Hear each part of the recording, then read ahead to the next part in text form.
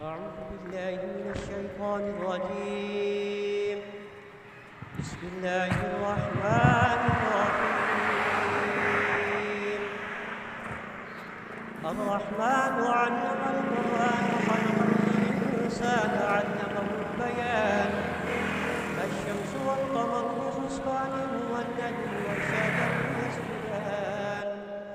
والسماء رفعها ووضع الميزان ألا تطغوا في الميزان وأقيموا الوزن بالقسط ولا تخسروا الميزان. والأرض وضعها للأنام فيها فاكهة والنخل ذات الأكمام والحب ذو العصف والريحان. فبأي آلاء ربكما تكذبان؟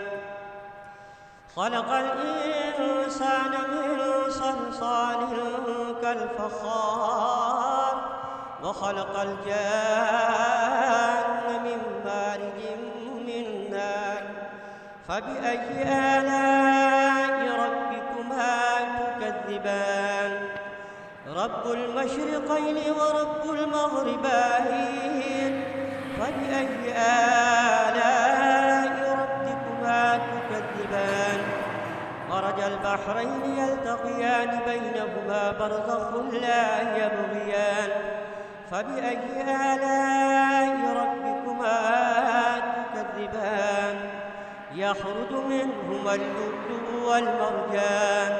فبأي آلاء ربكما تكذبان؟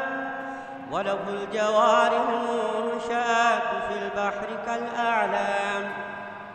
فبأي آلاء ربكما تكذبان؟ كل من عليها فان ويبقى وجه ربك ذو الجلال والإكرام. فبأي آلاء ربكما تكذبان؟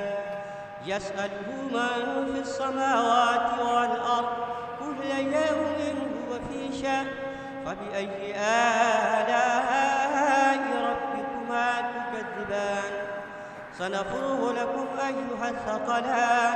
فبأي آلاء ربكما تكذبان؟ يا معشر الجن والإنس إن استطعتم أن تنفذوا من أقطار السماوات والأرض فانفذوا لا تنفذون إلا بسلطان. فبأي آلاء ربكما تكذبان؟ يرسل عليكما شواظ من نار ونحاس فلا تنتصران. فبأي آلاء